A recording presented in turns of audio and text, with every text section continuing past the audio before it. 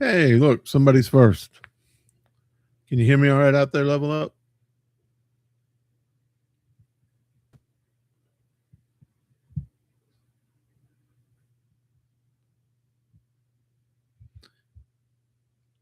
Got a couple of people in.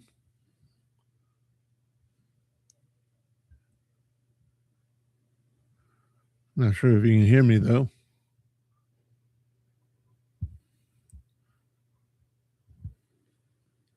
We got a few more minutes till we start. Ah, there we go. All right. I'll quit turning it up then, try and blow you out of the house.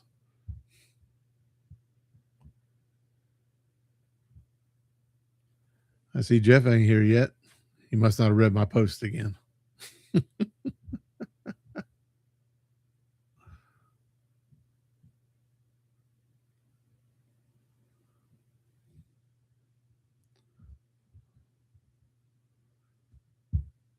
Hope today it goes as well as the first one we did. Thank you, sir.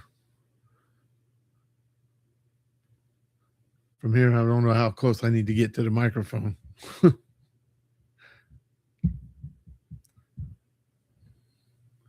got another couple minutes. We'll give them a chance to get on if anybody else is coming. Just hope they realize if you missed the beginning, you missed the beginning of what we're discussing. It makes it harder to catch up.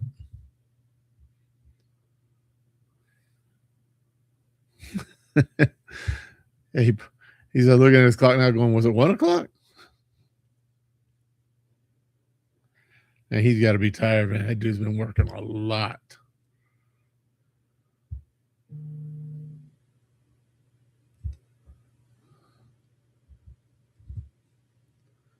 Yeah. We got one more minute, and then we're going to kick it off with the people we have.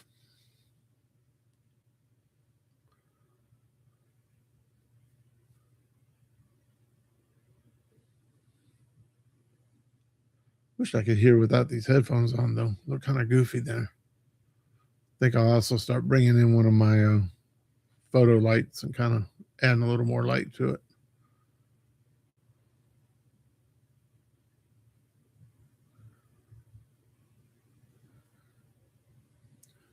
Nobody knows my pain but you.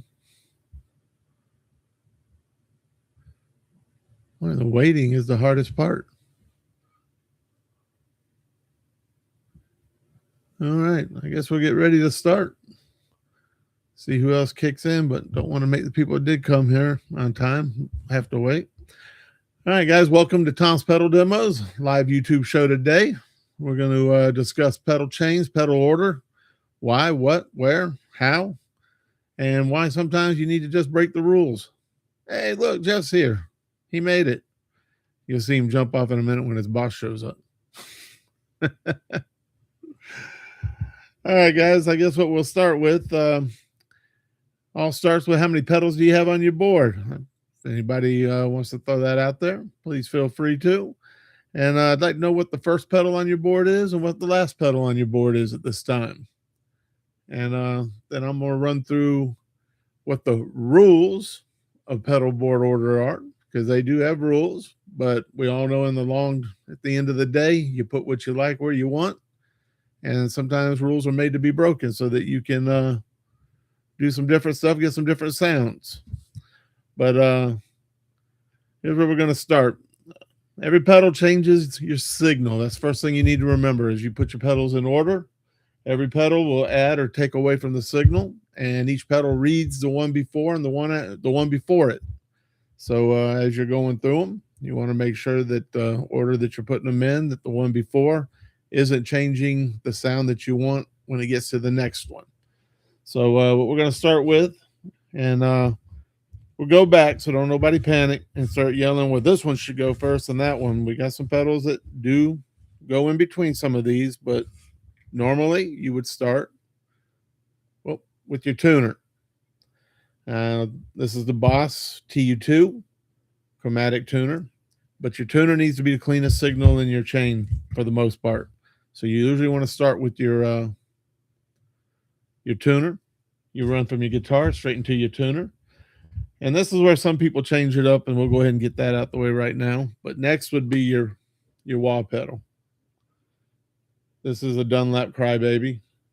And this either wants to be number 2. A lot of people like to actually put this first, though. They like to throw it in front of their tuner and use the clean signal from there. So we go from the tuner to the wah pedal. And then from the wah pedal, usually what you want to go next. And it's another debate, but normally you would go with your compressor. And a lot of people mistake that a compressor is not a noise gate. It doesn't remove hiss. It doesn't take out noise from your pickups or your amp or your wife talking behind you. What this does is it, well, I don't know if we need to get into all that, but what it will do is, and this is why a lot of bass players use it, if you're picking, most people like to put it on their clean tone. And while you're picking, it will compress the sounds and make sure that everything comes out at the same level. If you're a hard picker on your top strings and you get kind of loose when you get to the bottom, then this will compress the sound when set up correctly. And these are hard to set up for people that have never used them. I'm still learning how to use these things. But you want to put that before your dirt sound for the most part. Now, there are people that put them after, and even people that run them through their FX loops, and that's okay. If that's what you want to do and that's what you like. But by the rule of law, we go from the tuner to the wah pedal to the compressor. And then from the compressor, we go into everybody's favorite pedal, the overdrive. Now, there's a little bit of debate, and we'll talk about that in a second, but you go into your overdrive, and then you would go into your distortion. Now, here's the thing with these two pedals. You can turn them around if you want, but if you're using one of these as your boost to boost the other, that's the one you're going to want second. Most people like to run their overdrive after their distortion so that they can just use the overdrive to up the distortion. Other people like to do it the other way around. Me, I put the overdrive first and my distortion second, only because I don't use them at the same time 99.9% of the time. I only use one of them, because what I do use as my as a boost sometimes, and there's debate with this also, but next would be your equalizer. Now, I use my EQ. Let me set, because this isn't the one on my board, but I use my EQ on my Boss board like this, straight across. It's completely flat. I don't change the tone any, and I use the volume knob or slider just to up it. So when I step on it, it takes my distortion or my overdrive pedal, whichever one I have activated, and just boosts it. And there's another pedal we can use for that, and I'll show you that in a minute. But after you boost pedal, where you want to kind of go, and some people put their fuzz at the end of this, but we're going to discuss fuzzes in a little bit when we get to the end of this, because there's some rules about fuzz you need to know, and you can still put it where you want, but it works a little differently depending on if it's old or new or how. So for me, after my distortion and my EQ comes my chorus pedal. Now, your chorus pedal, you usually want a little bit in front of some of the other modulation pedals, maybe, but all your modulation pedals should come into this group, and you can put them in the order you want. You have the chorus, you have the flanger. You can use, and I don't think I have one out here, but you can use your phase. And, oh, yes, I do.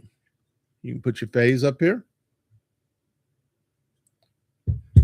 And you usually want those in this part of the chain, and there's a reason for that. If you put your phase, your flange, or anything before your dirt pedals, what you're going to do is you're going to start messing with those signals before they get to your distortion or your overdrive. So by putting them afterward, you already have your overdrive in play, and then all your notes on your chorus and that are going to take from that. So you usually want to try and put those pedals up there after your distortion, your overdrive. Again, we will discuss at the end, but any of these rules can be broken, and you can do what you want, because I do. Now, after my modulation, I always kind of try and go with, now on my boss board, I have my delay before my flanger. On my other board, I have my flanger after my delay because it just depends on what you're playing. But normally you'd go with this afterward, which is your delay. And you definitely, well, again, I ain't gonna say definitely because you might want the sound, but your delay after your dirt pedals and that is usually it is the law of the rule of law, but you can put it before, and like I say, we can discuss some of that a little bit later, and you can see if you change them back and forth, which you should do. Always play with your pedal board, guys. Move your stuff around, see what it'll do, see how they sound as they come out of each pedal. Now, for me, the very last pedal, and this is usually my last pedal. A lot of other people put some stuff afterward. And I said, I do have a lot of the other pedals out here, so don't nobody panic. And we'll go through some of those. This is a regular board for most beginners. These are usually the pedals they have. So this is what we're throwing up here. But last but not least is the reverb pedal. Now, your reverb is mocking the sound of the room. It's what fills the room. And if you put it before all your pedals, again, you're going to be changing those tones before they run through. So, what I do is I always run my reverb at the very end. Now, from that, what we're going to also throw out there is with your modulation pedals, your tremolo pedal will usually fall into that too. If you're using a tremolo pedal, you would want to put it where you put your modulation pedals. Again, you can move them around and see what you like, put it before. But I think you'll find that it fits in there with the rest of the modulation.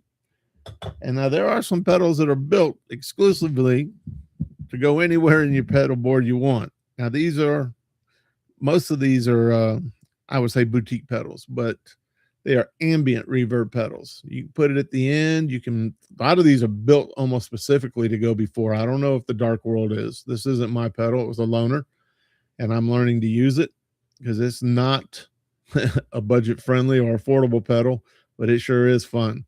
But a lot of these pedals are built to actually go before your dirt pedals or anywhere in your chain to actually change everything. So keep that in mind. But your regular reverb pedals, you usually want to have near the end. You're right, Oz. Stereo chorus is a good way to split your signal into parallel paths, and that was something we're going to talk about afterward. We'll talk about the A/B switches, talk about running in stereo, some stuff like that. Now, here's a pedal that nobody's really sure where to put them. I've actually put this after my dirt pedals at times. Sometimes I put it before my dirt pedal. It just depends on what I'm trying to stop sound wise. But your noise gate. Some people even put this at the very end of their chain. Some people put it at the beginning because they're actually trying to stop some of the noise coming from their pickups and that. But you usually want to put it after your tuner for the most part. But noise gate can come in handy if you get a lot of extra hiss and sound noise. And which brings us to this. I know this is the one everybody wants to know about. Hey, Level Up, how we doing? I'm glad you were able to join us along with Jeff, Dave. How we doing, guys? Ozzy, always good to see all you guys. Now here is the pedal everybody argues about. Where do you put it? What does it do? Why does it go there? But your fuzz pedal. Now, a lot of the old vintage fuzz pedals, and even some of the new ones, like I know that Coyote FX's pedal is built specifically to be the very first pedal in your chain. Because most fuzz pedals, especially the old ones, are built to work straight off of your pickup. You don't want anything in between them. You don't want no buffers. You don't want any other signal path before it hits it. Now, newer fuzz pedals, you got a little more room to work. So you can move it around. You can put it after your dirt pedals. You can put it near the end if you want. It's all up to you. But a lot of the old ones, make sure you're checking into them, research them, because you're definitely probably going to want to run it at the very beginning. Now, this fuzz, most of the time I ran it before my overdrive, but I took this off my Behringer board, and I no longer use it on that board. But fuzz pedals are very funny. You don't want to, like I said, you don't want a buffer in front of it, and you got to watch buffers because some of your pedals, like this right here, are have built-in buffers. So most Boss pedals, special or most Boss compact pedals, have built-in buffers. So be careful where you put them and how many you have. Now, like I have an entire Boss board, and every one of them has a buffer. And the way buffers work is they're usually there in case you, if you're using a long cord, you're using a wireless or something to try and keep your signal together. Hold on, I got people saying something. I can't read and talk at the same time. That's another thing. You do have to when you use your fuzz, yeah, be careful of a lot of times you want to use the volume knob on your guitar or your bass to control most of this. Set this where you want it and then leave it alone and use the volume knob on your instrument to kind of control it. But you definitely need to be careful with that because you can just make a lot of noise if you play a fuzz wrong. And I know this for a fact because I used to hate fuzz, never used them because I didn't understand that. I just turned them up and tried to use it like a distortion pedal. And when I started this journey, luckily I ran into a lot of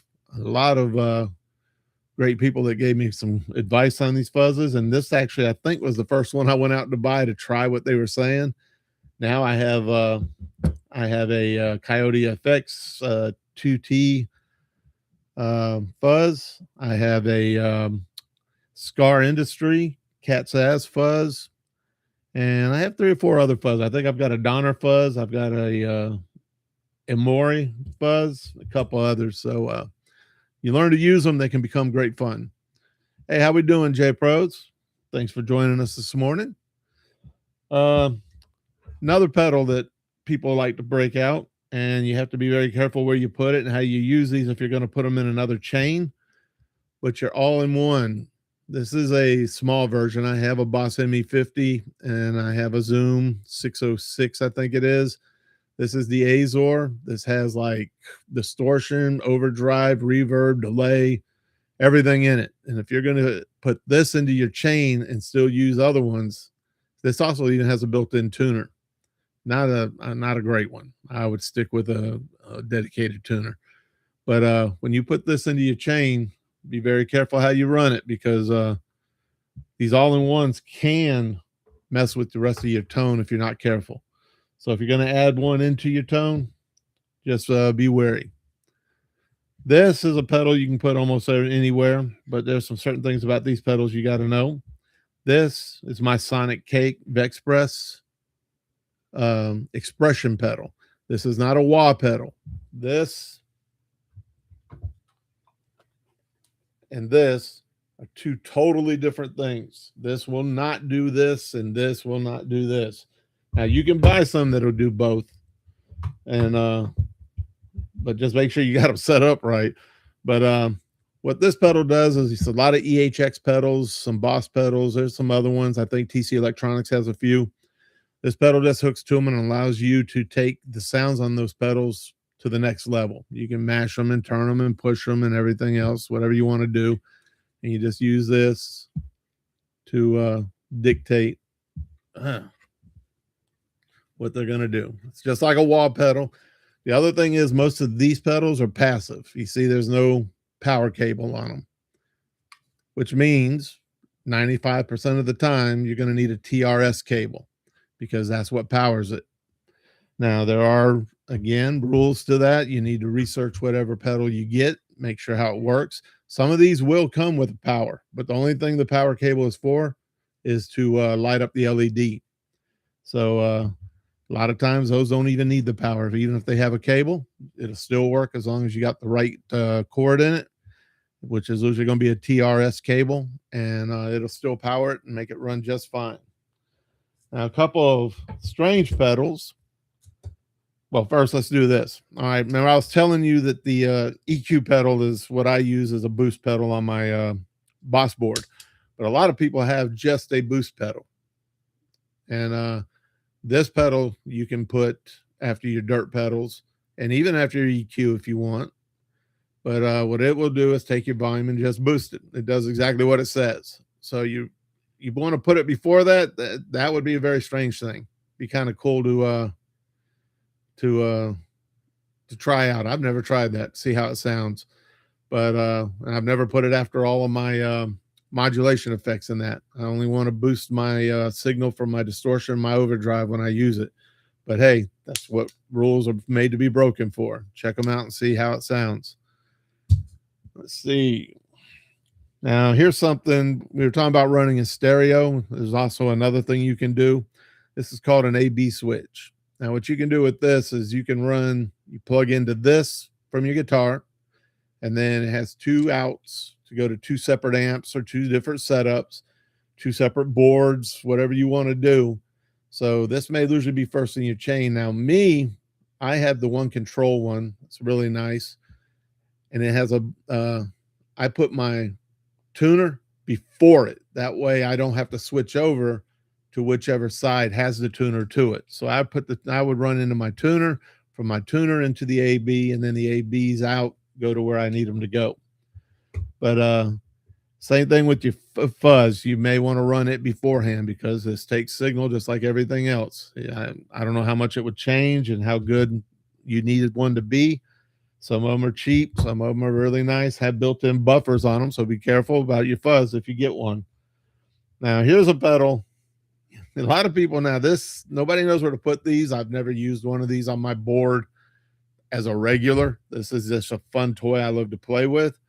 But I have found that there are a couple songs out there that you can actually use this for. But this is the octave divider. Now, your octave divider, a lot of people like to put it in the clean part of their signal at the very beginning, right after their compressor. So that it deals with your tone or your frequency, your signal as it comes out of your guitar before it hits everything else. It's all depending on what you want. That's what I'm saying. Rules are made to be broken. And this is one of those pedals that you definitely probably going to want to experiment with. Along with that also comes this pedal. This is like a ring modulator. Ring modulators are another pedal you can move around on your board wherever you think you're going to get the best sound out of it. And your lo-fi pedal, this is the more lo-fi. But ring modulators and lo-fi pedals put just before your dirt, or you can even throw them in the middle of your clean section. Now, a couple things about your clean section you might want to think about is that when you're running your modulation pedals and your reverb pedals and stuff, a lot of people, the newer amps, have what's called an FX loop on it. Ozzy, you said it perfect. That's exactly it. The pitch shifter tracks strings, so being first is better, but not all. Yeah, the Eventide, but then again, that's a $300 pedal. But yeah, tracking your strings is the big thing. And I was thinking about that earlier today, and I get on here and I forget everything I'm thinking about. I'll tell you that. But Ozzy's got it right. The pitch shifter tracks strings. Same with your octave divider, your pitch shifter, stuff like that. Even your ring modulator, they're tracking the strings. And if you put the dirt in front of them, it's not going to be able to track them as well. That's the big deal about them. But getting back to your FX loop.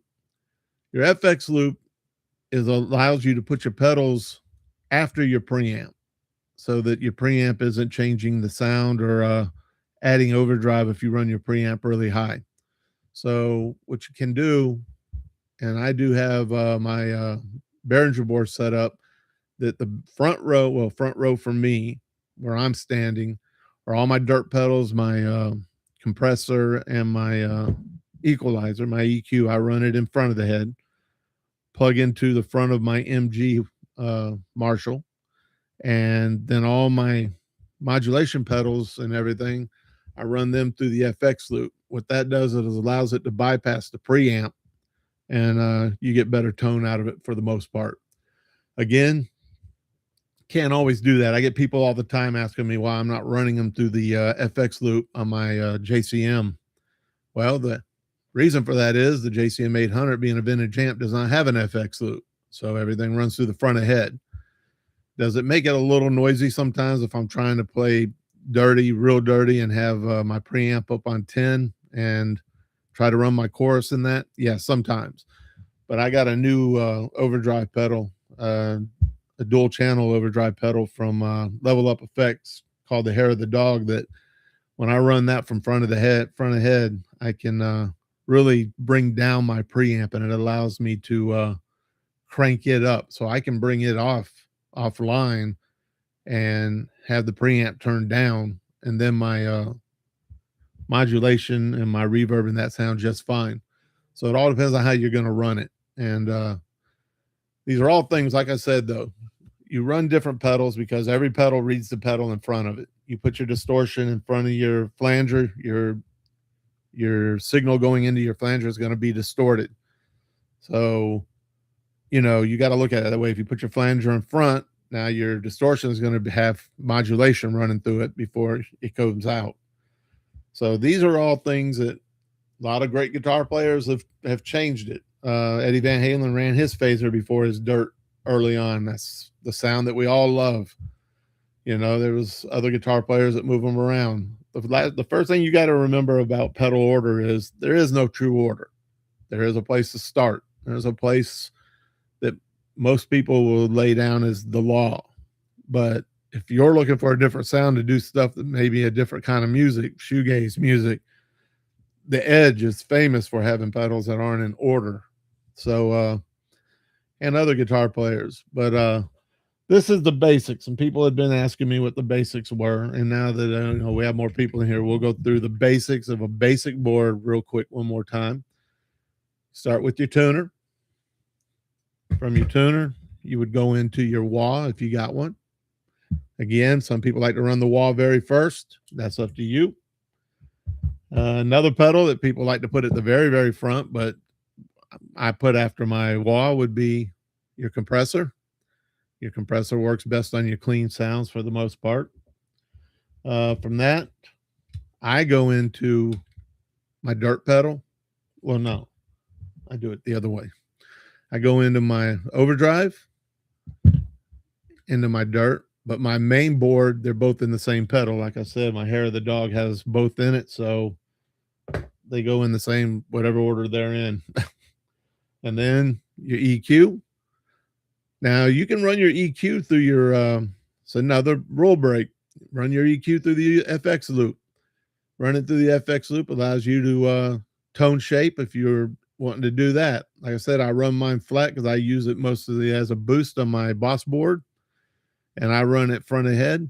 But yeah, try it in your FX loop with your other pedals and help shape some of your tone there.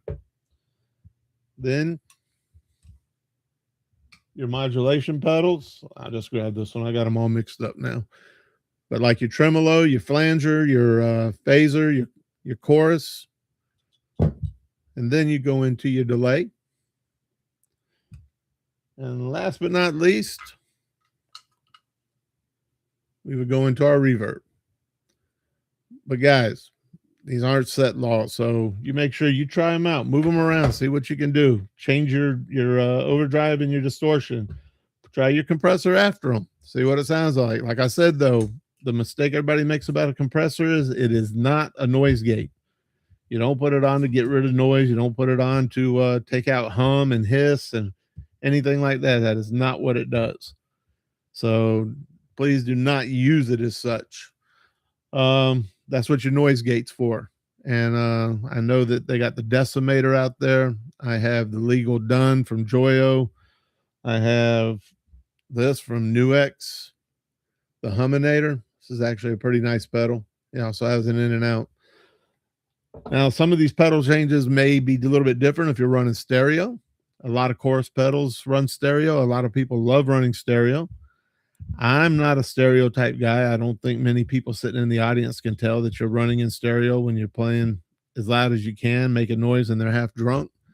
But when you're recording in that, man, running stereo can be a great thing.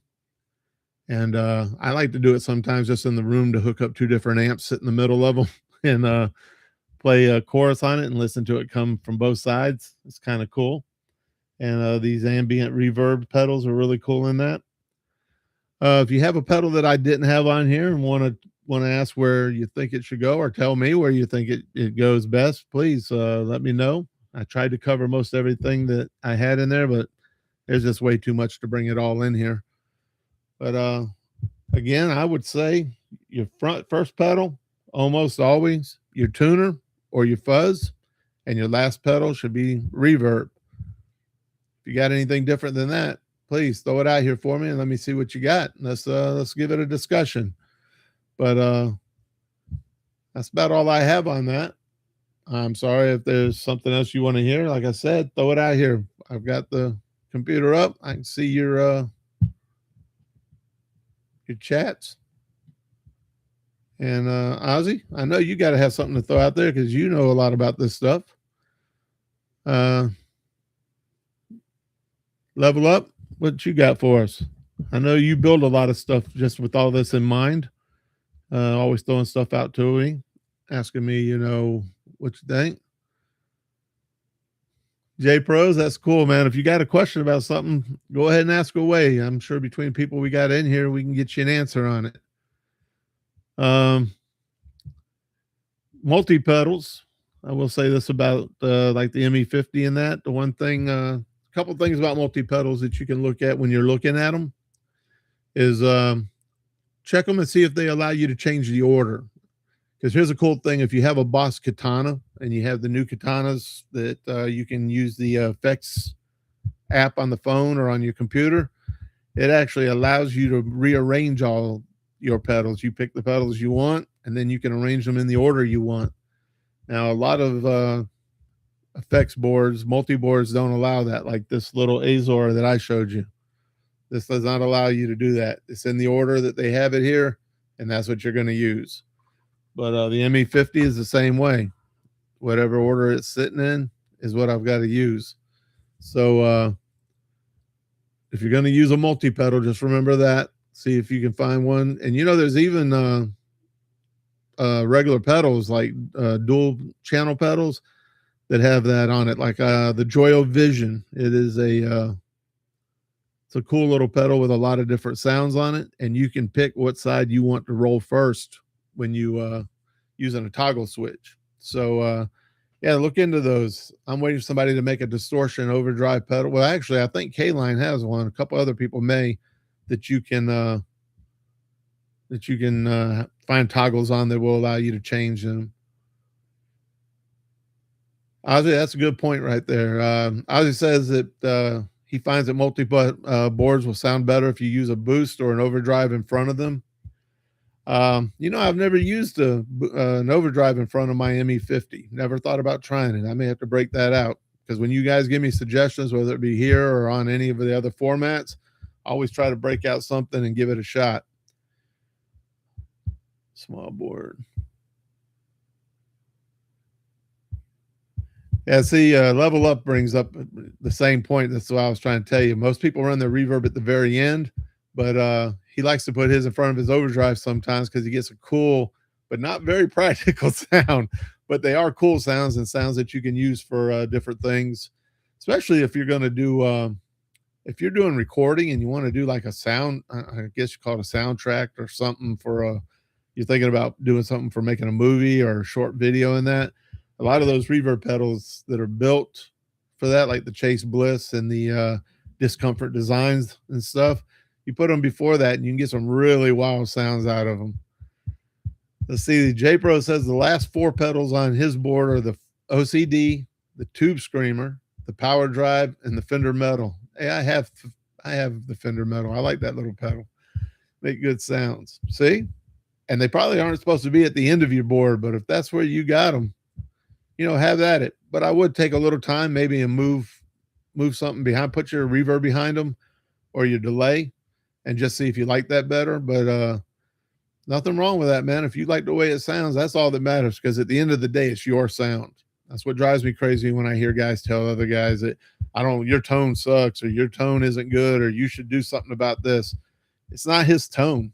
I listen to Eddie. I like his tone. I'm going to listen to it no matter what. Same with Randy, Lynch, Jake E. Lee, even guys like Robert Fripp and Al Di Meola and them. It's their tone. It doesn't matter whether you like it or not. If you don't like it, then don't listen to it. pretty much, I'm guessing, is what they think because they love it.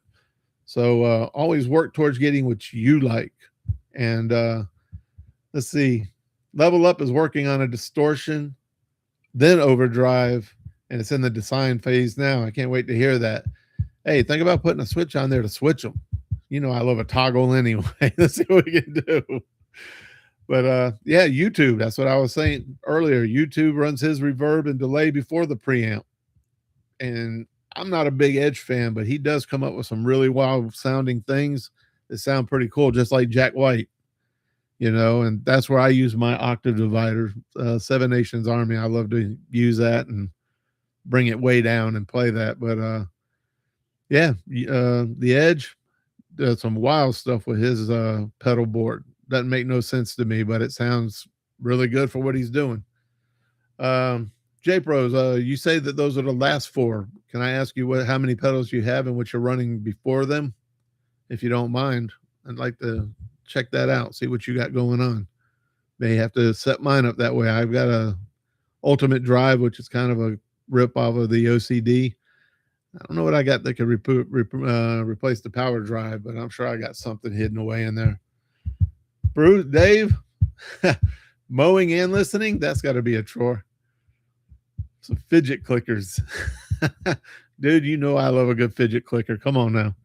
I got a picture last night from another builder. I'm not going to throw him out there yet until I see it, but he actually started building something for me that is nothing but toggle switches. And it has either 9 or 12 on it. I can't even begin to explain what this thing is going to do and how it works.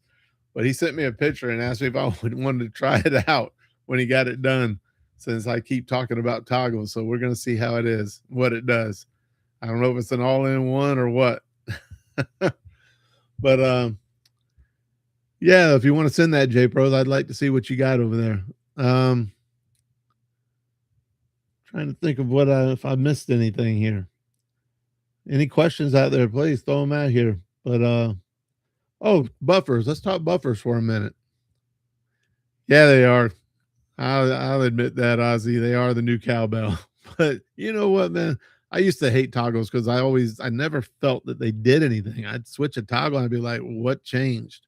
But now that I'm head deep into this and listen carefully and put different stuff around, you know, the toggle, different pedals, different guitars, you got to I've finally realized some of these do a lot. The Gojira Limited 808 Bender, that was the first pedal I messed with the toggles and actually was like, whoa, wait a second, I do hear a difference, because he's got it's a tube screamer, but he's added some toggles to change the sound, add a little bass, cut some bass, and that, and you can actually hear it. And I love that little pedal. But next we're gonna have sliders. I try sliders. We got the fundamental series from Walrus Audio's all sliders, and actually it's pretty cool. Let's see. J Pros has his noise suppressor at the beginning, his compression pedal afterward, his sustainer. Oh, I've got that Joyous Atmosphere. I love that Joyous Atmosphere and the Aquarius, but yeah, that's nice. Oh, that's interesting. I've never thought of putting the suppressor at the very, very beginning. Anybody else do that? May have to try that out. I know my ME50, the noise suppressor, is pretty early in that chain, but it is after a couple other things. Huh. Oh, Ozzy does too.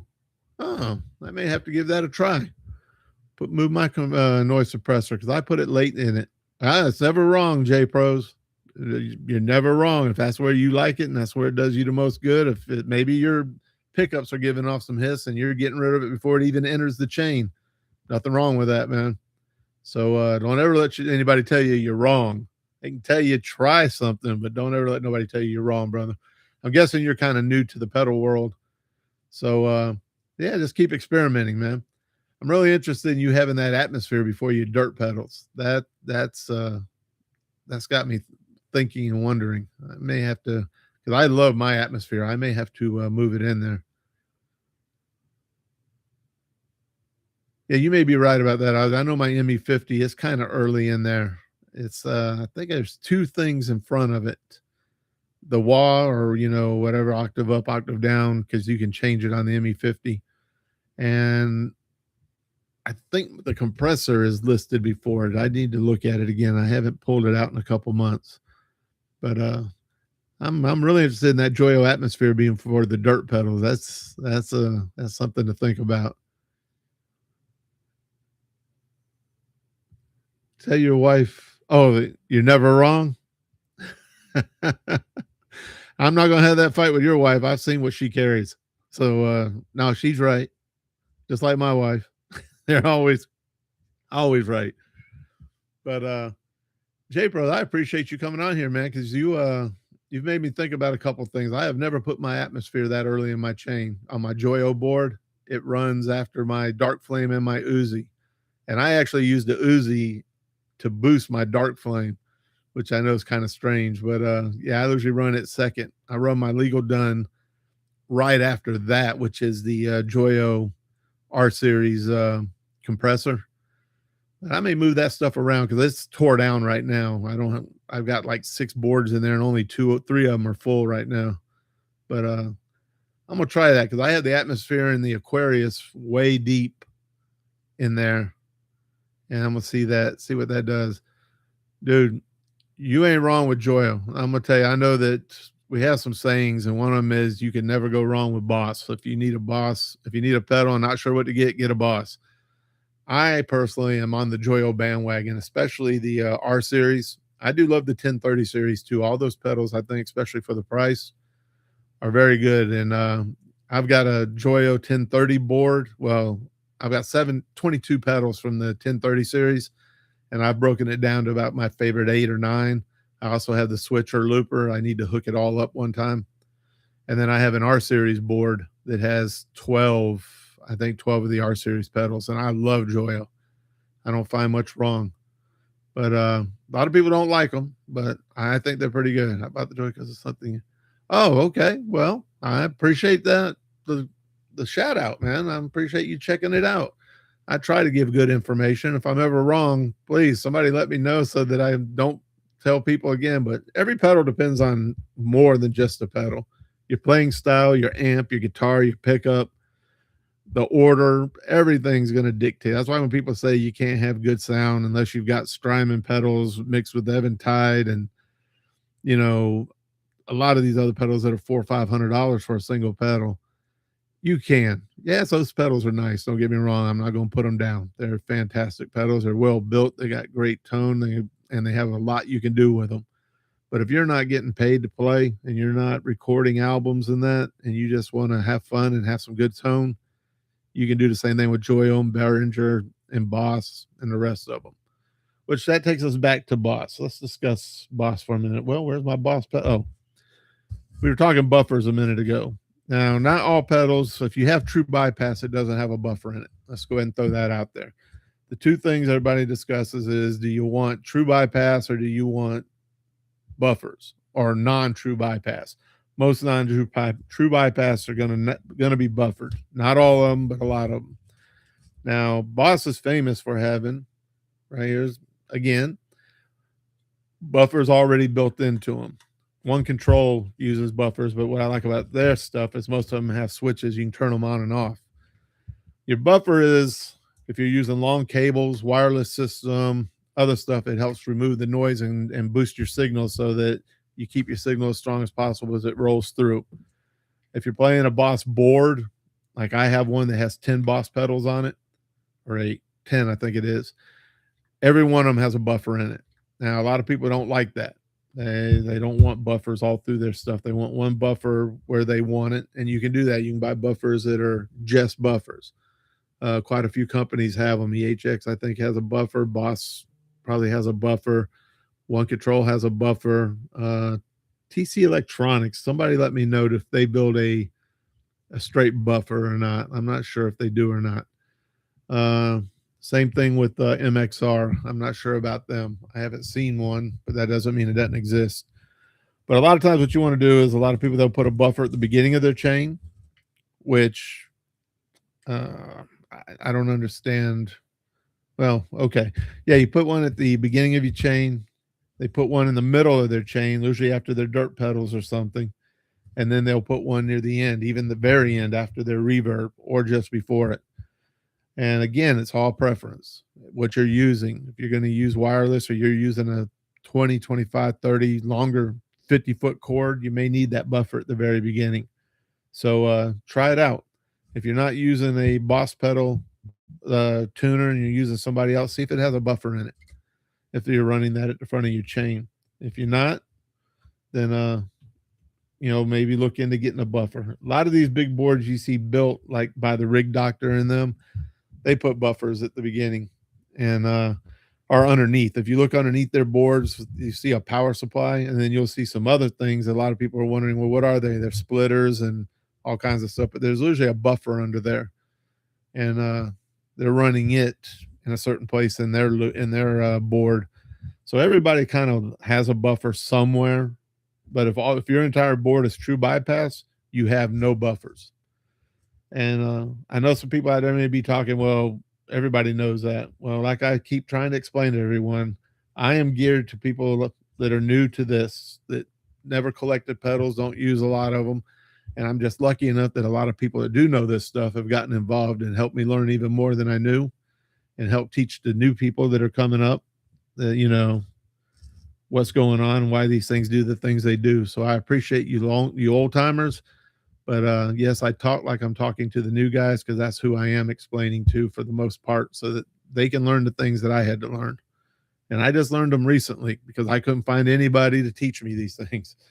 But yeah, if we pedal say it says true bypass, all it's doing is it's bypassing the signal straight through your pedal and out the other side.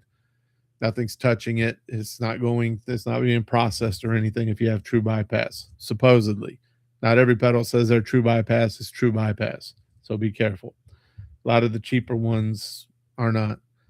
If you need the buffer in there, get one in there. I like to have one once in a while. Like I said, my Boss board has a bunch of them, while my Joyo board, my Behringer board have none, I don't think. I haven't researched Behringer that much. I need to find out if they have buffers in any of theirs, since they're direct clones of most Boss pedals. Do I have Joyo links on my Amazon? I have a couple, but let me go look when we get done here. I will check, and that's another thing for you guys. If you ever need to get something, if you reach out to me, I do have an affiliate link with Amazon, Flamma, and had one with eBay. I got to check, but if you need something, it doesn't cost you anymore, but I get a small little payout if you buy using the links that I give. And I've had a few people that do it regularly, so I appreciate you guys. But yeah, I will check. Pull your power source if it still works. It's true bypass. Oh, okay. That's true. No power, it's not going to run. So if it goes through, then it's true bypass. I've never tried that. But then again, you got to remember on your Boss pedals, if you don't have both sides plugged, or at least the instrument side plugged in, they will not power up. So if you plug in a Boss to check it and it does not power up and nothing's plugged into it, it's not broke. Not until you plug it in and see. So make sure you have your cables plugged into your Boss pedals. I think a few other pedals do that too. I've run across a couple, but I can't remember them all. But I almost lost my cool one day with a Boss pedal I had bought. Plugged it up and it didn't work when I got home. I bought it off Marketplace and then realized, oh yeah, I got to plug the cables in. So make sure you plug your cables in to check a lot of these pedals. I guess that's about it. I'm trying to think if there's anything else out there anybody needs to know, wants to discuss. Throw it up there. Let's see if we can keep this going for a little bit longer. Actually went longer than I thought. I do appreciate you guys. I appreciate the ones that do show up.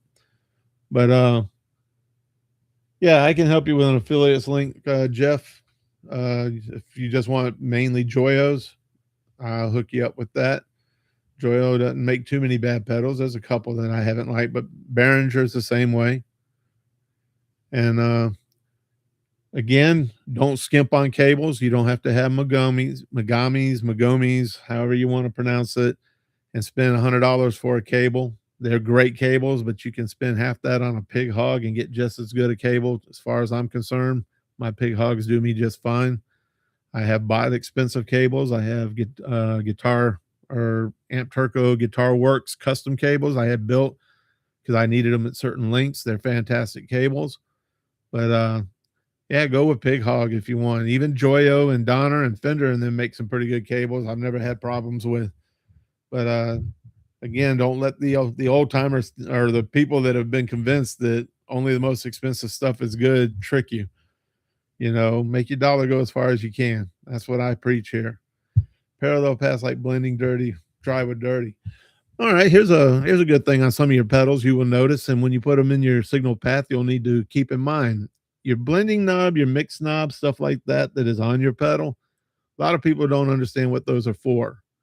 They are your dry signal is removing the effect. If somebody thinks I'm saying this wrong, please you can speak up. But your dry when you move to the dry side, you're taking the effect itself out of the signal a little bit at a time as you move dry. When you move it to the wet side, you're adding the signal. So full wet would be full on the pedal that you're using. If you moved it to the completely to the dry side, you're going to hardly get any effect out of it. It's almost like shutting it down. At least on the pedals I have, that's the way it's worked since I've learned to use it. You can also use a wet dry setup where you have one amp that's completely wet, or where you run all your wet effects, and the other side would be dry. If you can set it up that way, if you have the knob. Now, if you just set up a regular pedal into your other side, it's going to work normally. But yeah, use your mix knobs on your pedals. I'm trying to see if I have any out here that actually have that on it. Hold on one sec. I got to back away from the mic.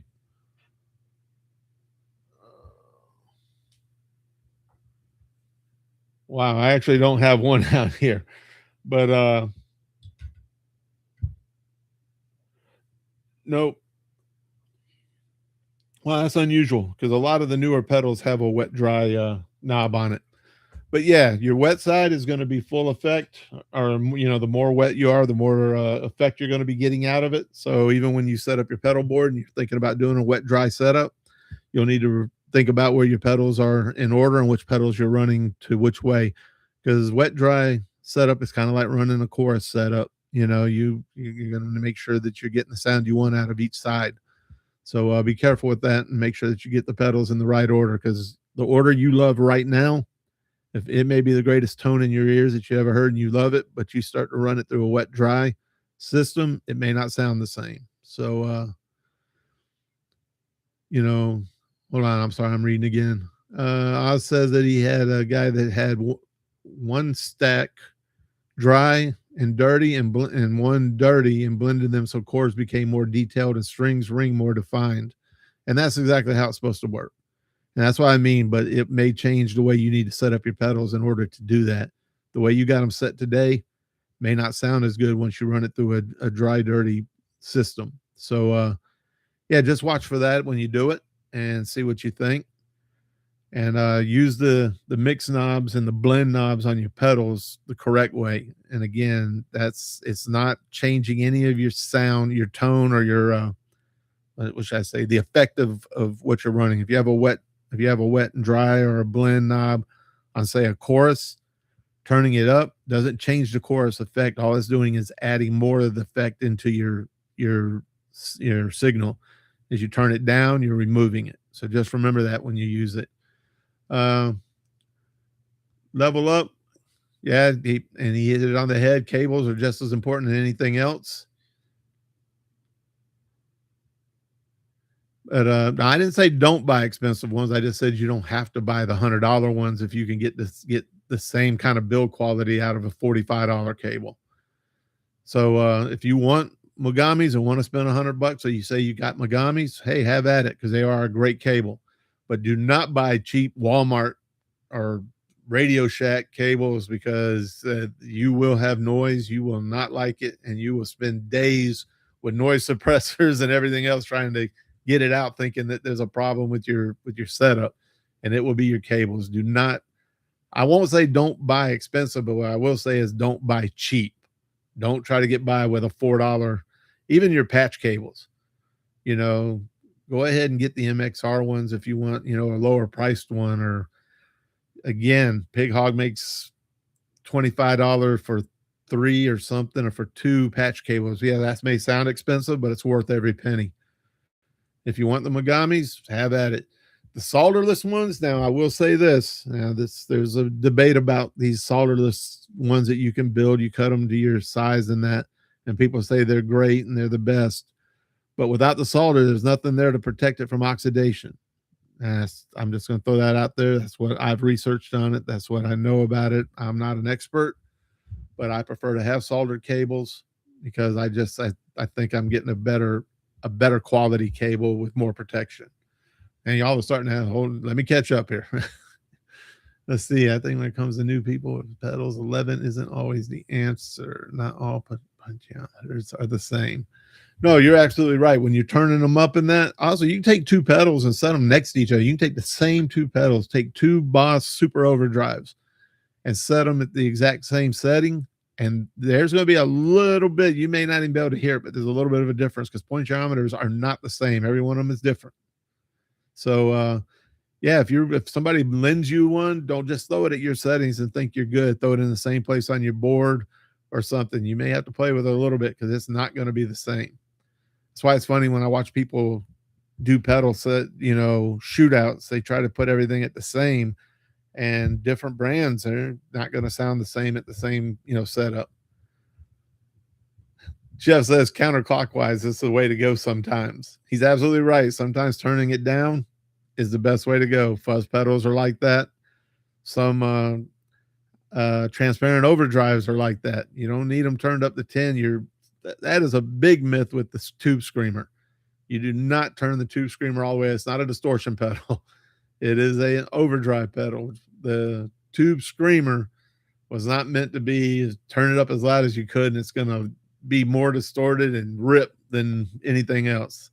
It's not how it was built.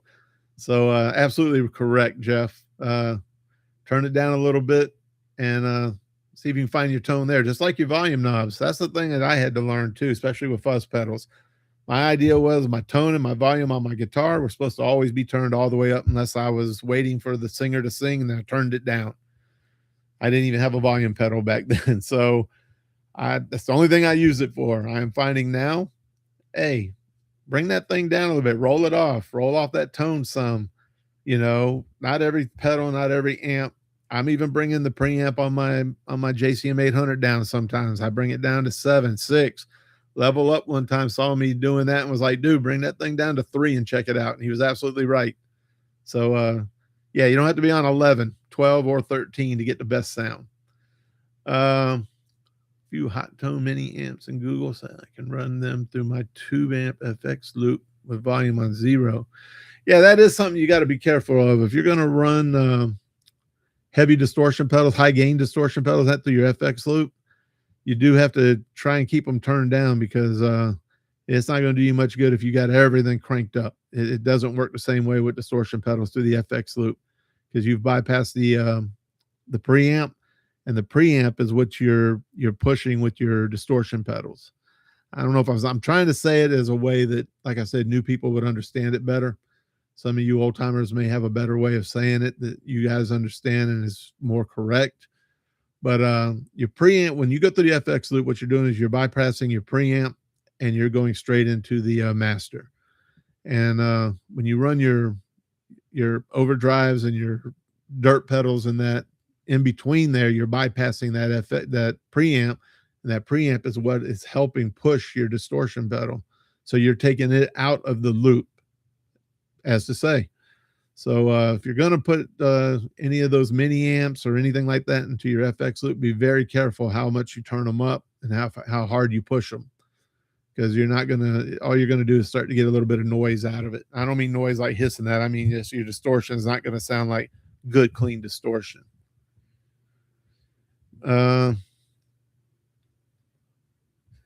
Live, you need to be the rugged sound is less a problem these days. Huh.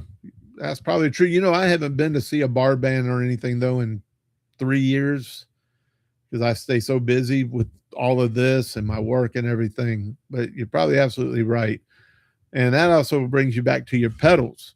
If you're going to play live, it's another thing. When you decide what you want to buy and how much you want to spend in that, there's a difference in playing in your bedroom, playing in the living room, your guitar room, And then if you're going to travel or put these on a stage every weekend or every 3 or 4 days, have people, spilling their beer while they're dancing or their soda, you tripping over them, packing them up every night. You do want rugged pedals, and that's why Boss pedals, metal, take a beating, throw these things. If you get into a bar fight and need to defend yourself, you can use it.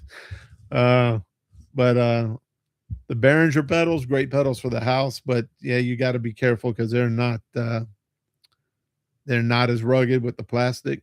Oh, Ozzy, I see what you mean. Yeah, and that's why I say the Pig Hog cables are rugged, man. The some of them, they've enclosed the end so you can't even open them, and they build them in all different sizes. I've got 6-inch. I've got what is it, 6, 8, 12, and 18. Not counting my regular cables, and then you can get your other cables, your instrument cables in 10 foot, 12 foot, 15, 20, 25, 30, 50. So they got all the different sizes. They got the flat cables for your patch cables so that, they're completely flat. You can move them around and kind of hide them a little easier. I'm a big fan. I don't get no money from Pig Hog or anything. I just found that for the money I spend, I'm in the middle of the road on value. I spend, 30, 40 bucks on them, but I don't spend $100 on them, and I'm not spending $4 on a Walmart one. But yeah, you got to have rugged cable, especially when you're playing live in that. You got to have something that can take a beating against being stepped on, people spilling stuff on them, yanking on them. There's still people out there that love to yank their cord out of their amp by the cable. I don't know why. I don't know where they learned that from, but they do it. But yeah, make sure you do have good cables. Definitely. I back you 100%. You and Level Up on that. They got to be good cables. Let's see. I guess times distortion or such are best at like 1 or 2. Yeah, I found that I can bring the distortion volume or the gain on my distortion pedals down if I run my preamp higher on my JCM 800. Again, it is it's an 85 or an 86. So it doesn't have anything special to it, just tubes burning and volume. And usually if you crank it up loud enough, you don't need any pedals. you can just kill everybody in the room with it. But yeah, you definitely you can turn down. I found that my high distortion, even my new Hair of the Dog pedal, I can bring the distortion and the overdrive sides down on it if I run it at 10. If I back it off to 5 or 6, I'm running my distortion side a little bit higher and my overdrive side. What do you use overdrive for? I mean, what are most people using it for? Breakup? Are you using it to actually give you your distorted sound? I use mine mainly for breakup, and then I use my distortion for distortion. And that's why when you set up your pedals, you want to know how you're going to set up your overdrive pedal and your distortion pedal if you're going to have both. But yeah, I can see what you mean there. You can bring those down some if you need to, especially if you're playing loud. If you're playing loud, you can probably excuse me guys, but you can bring it down anyway. So yeah, keep that in mind when you're doing it. Yeah, Jeff, you're right. When you wrap up your cables is just as important as anything else with them. If you wrap them up tight and you're bending them all the time and you're bending them completely over and then tying them up, you can wear out the inside of it sooner or later. And again, good cables are going to have more protection on the inside, better shielding, which is why you don't get all the sound through them. But you can still break them. You can break the inside of it without knowing it, and then you're going to wonder what happened. So yeah, when you wrap, I always run mine like in a circle. I don't know how you say it, but like a lasso, so that it's good and loose. But yeah, when you wrap them up, that is an important thing to make sure you don't tear them up. Now, somewhere up here, because I forgot to go back up to it, is Level Up brought up a something that I wanted to talk about. Let's see. Engage. I didn't even see that one. The Joyo links source. Where you at, Level Up? I don't like having the dead sound, but I can't find what I saw it a minute ago, wanted to get back to it. Oh, here we go. All right. To go along with the Level thought that I made, well, I guess I kind of did, but that you didn't have to buy expensive ones. But he also said there is a difference between the coiled cables and your straight cables, even when you're running your pedal board. Now, somebody may need to throw this back to me so that I can have it right. I am under the impression that even though people are loving the new coil cables that are coming back out and people are making a big thing of them and everyone's using them, I was always under the impression that coil cables took away some of the capacitance of the cable and could introduce noise. Now, do I have that backwards? If I have that backwards, somebody let me know. But that's why well, there's two reasons I don't like coil cables. One, they're heavy, and to me, you got to remember to run your cable, through your strap and that, because it's putting more pressure on your plug. If you're just sitting around playing, the weight of it I always felt pulled on my plug of the cable going into my guitar, and same on the amp end. The extra weight pulling down on the plug in on your jack, I always thought would introduce problems later. Could be wrong, even though I think a lot of these new cables are very cool, especially these coily cables. But yeah, I'm under the impression that from what I understood when I was researching it a ways back, that you lost capacitance in the coil cables, and that's when you probably would need a buffer at the beginning of your chain when you hook up. If it's the other way around, please somebody throw it out there so I know and have it right. But why are you waving at me? If you're trying to stop me. And I appreciate that, but you can throw it out there if it's wrong. Creates higher capacitance, which rolls off your highs. Okay, that's it. Yeah, that and that. If you're a guy that likes, more highs into your sound, then you're going to lose some of that. And I just prefer straight cables anyway. But okay, thank you, Level Up. You did fix that, because I'm not big on knowing much about those cables, so I appreciate you throwing that out there. So the answer is coily cables creates a higher capacitance, which is going to roll off the highs if you use it at the front. Now, let me ask you this, Level Up, maybe or Ozzy, putting a buffer between that and put in my pedal chain, will that help fix any of that? Or am I going to need some sort of EQ pedal or something like that to try to get it back? So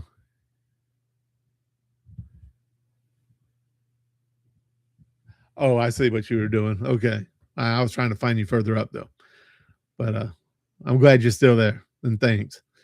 But anybody that don't know, yes, I am pretty good friends with Level Up. We do a lot of pedal sharing together, along with Jeff.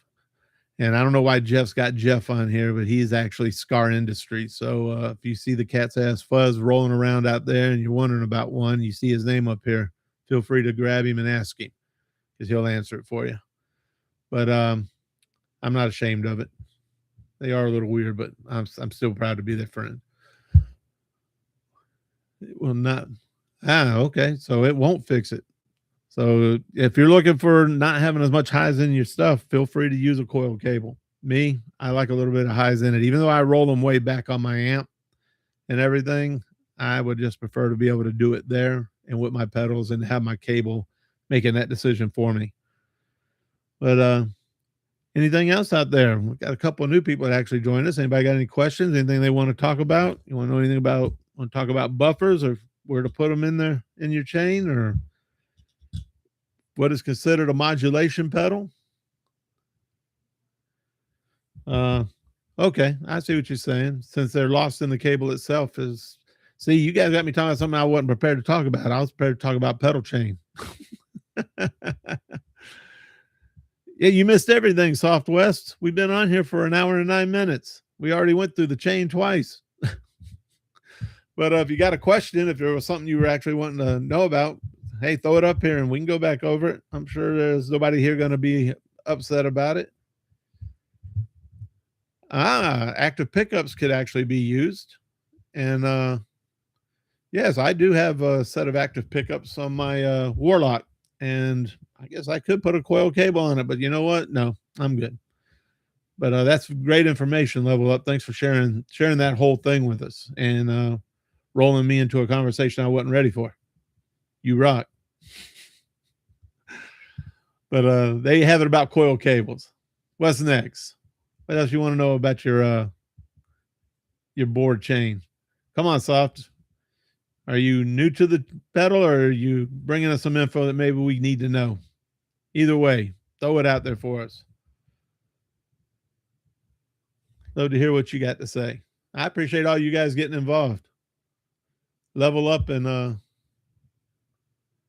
Ozzy are fighting for a #1 king head here, from what I'm seeing. Yes, you are welcome, Level. This is a show that I'm gonna start doing every other week. I'm off every other weekend, so every other Sunday for you guys that may not know or haven't followed me everywhere else. Oh, you just dropped a number 3, Ozzy. But we'll be doing this every Sunday because Sunday pedal talk, and every Sunday. Last 2 Sundays ago, we talked about distortion and overdrive pedals, and it also ran off into cables and all kinds of other things. Oh, and there are some other cables, other pedals that you may have that don't belong in your pedal chain, and or you may want to use them. But Boss makes the FS5L and the 5U, which is a locked and an unlocked pedal that you can use for different things, whether it be kicking in different channels on your amps if you have that in the back of them. You can also use some of them as AB switches. I have the FS5L, and it is actually an AB switch that I could use. Only question is how to use the FX loop correctly. See, you missed it, but we'll go back over it real quick. We'll give you a quick rundown. Your FX loop is, I can't believe I'm going to have to say this again and watch me screw it up this time. Your FX loop is built because what you're doing is you are bypassing the preamp on your amp and going straight into your regular amp, the regular part of your amp, the power. How about no cables, wireless? Oh, ding you, Jeff. Give me a minute. Let's take care of Soft West Wind first. So what you're doing is you put your you want to run most of your clean stuff, your delay, your reverb, your modulation pedal, stuff like that into your FX loop. And what that will do is take out all the dirtiness of your preamp and that, or anything that would change it, and allows you to use it completely clean. And it won't mess up any of your sound. But you want to stay away from putting your dirt pedals into it, because by putting your overdrive and your distortion pedal after your preamp, you're taking away what the preamp and your dirt pedals are working together to do. So to use it, and we don't like to use the word correctly for pedal chain, order, FX loop, because they're all things that you can play around with and find what you like. Like most people wouldn't put their EQ in their FX loop, but you can put it in there, and then you can clean up your clean sound and the regular sound the way you want it. So you can put it in there if you want. Same with your noise gate. Some people put it in the FX loop, some don't. I don't. I use mine on my dirt pedals right behind it. Doesn't mean it's right. So but your FX loop, what it really does is it just separates. It allows you to put your pedals after the preamp. And if you're going to rewatch this, we'll kind of leave it, just give you the quick thing then, and then you can rewatch this later. You put it in there, it's going to go after your preamp. So your preamp, if you run like me, you're running your preamp on 10 or really heavy, and your dirt pedals into your preamp, you're bypassing that with your clean pedals, your reverb pedal, your some people like to put their ring modulators and their octave divider, stuff like that, after it. Some of us like to put it more at the beginning. So it's whatever you like, but just know that that's what you're doing. You're just bypassing the preamp by running it into the FX loop. If you're running the 4 cable system, or that's what you're looking to do, what you can do is take your board, split it up, and you would run your guitar into your first few pedals, your dirt pedals and all that, and run that into your input on your amp. And then what you do is run, your send return on the back into the first pedal of your clean pedals, your modulation pedals and stuff, and out of the other one. So you got 4 cables hooked into your amp, and you're using the FX loop. I would recommend, if you're going to start trying to use it, run your reverb, run your delay, your flangers, your phaser. Yeah, for the most part, through those. You can even try your compressor through there. Some people talk about they like to do that. I've never ran my compressor through the FX loop, but feel free to try them all. But definitely run, try first, run your chorus and all your modulation pedals and your reverb through your preamp or through your FX loop and see how you like it and see if that works for you. But to say to use it correctly, there's no correct or right or wrong way, just what's going to sound best for you. That would be my advice. Let's see. Wireless is great, contrary to most people's thoughts. If you're just jamming at home, now it's tricky if you're playing live because unknown distances. That's absolutely true. I have 3 wireless systems, and all of them react differently to different guitars, to different pedals. Because I tell you right now, do not, and there may be 1 or 2 out there that you can, but I have found I cannot plug a wireless into a fuzz pedal. Maybe you can. Maybe you get a good sound. All my fuzz pedals that I have, except for I haven't tried the Behringer, but all the other ones and my boutique ones do not like my wireless system. It turns into pure noise, and it's not something I can seem to get out of it. But you get into a bar, you're using a wireless. I have a Nady rack mounted wireless that I used to use. It's an old time one, a vintage one.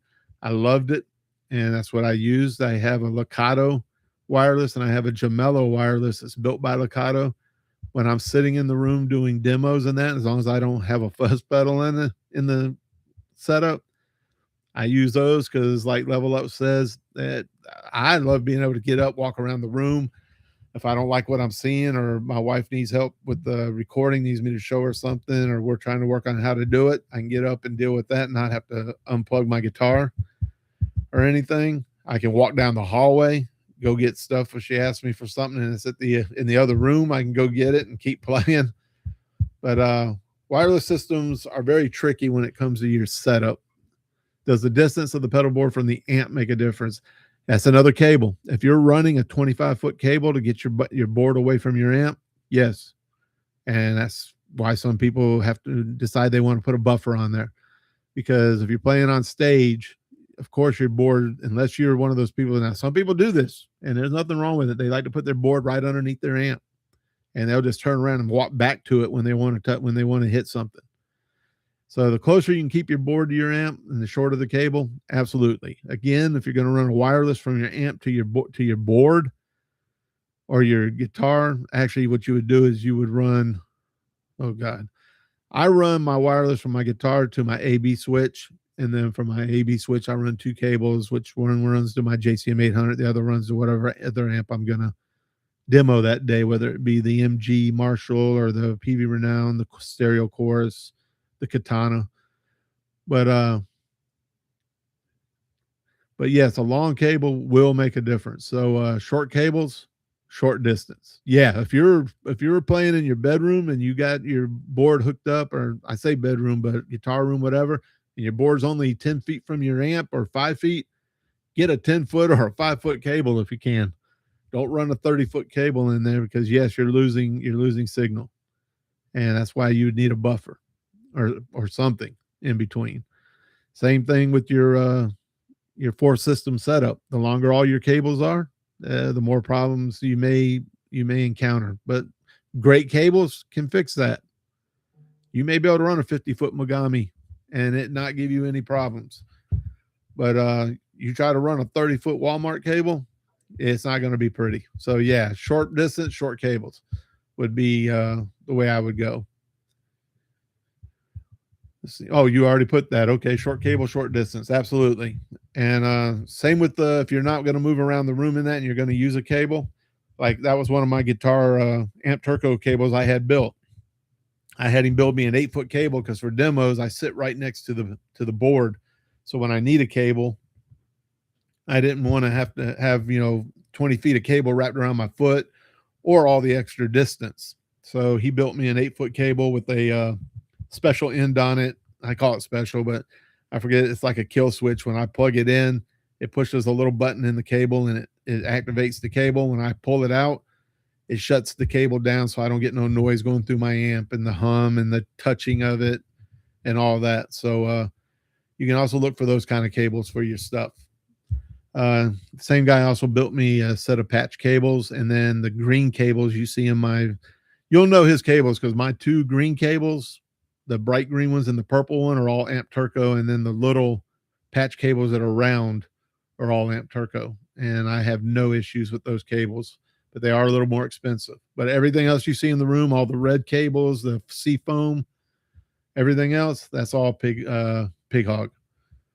So yes, shortest cables you can use all the way through your setup. Your shortest patch cables for your pedals, shortest cable to the amp, shortest cable to your guitar that you can live with.